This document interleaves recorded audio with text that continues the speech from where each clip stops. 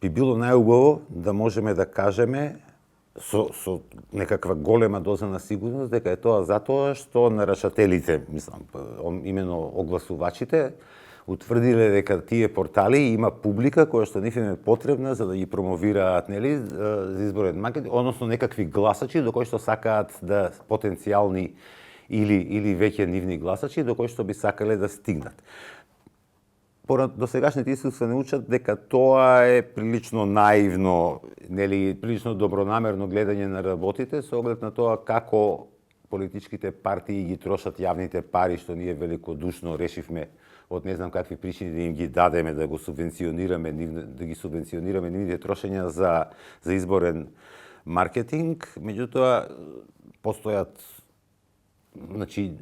сите се убедени дека тој инструмент се користи за пренасочување на јавните пари кон блиски, пријателски или на друг начин поврзани портали до индивидуални политички партии,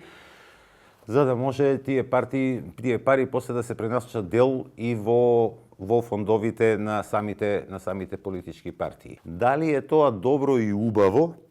дали е фино или не, е сосема друго прашање што нема врска многу со логиката, нели, на огласувачката индустрија, туку има врска со тоа што се трошат баш јавни пари и зошто тие јавни пари кога веќе се трошат не би се трошеле само на медиуми регистрирани во Македонија. И тука има повеќе проблеми. Основен проблем е во тоа што се тргна воопшто не само според мене или според нас во Центарот за развој на медиуми, туку и цела една групација на граѓански организации што се занимаваат со медиумски прашања, отприлика го делиме ставот дека прво јавно финансирање на изборниот маркетинг на политичките партии, таков тип на субвенции, ние со јавни пари да ги плаќаме трошењата за купување на рекламен простор на медиумско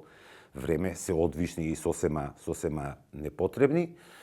И второ, начинот на кој кога веќе решија да не се такви субвенции, има во законското решение сметам дека се измешани неколку различни концепти кои што еден со друг баш не се подудараат, па доваѓаме до овакви ситуации.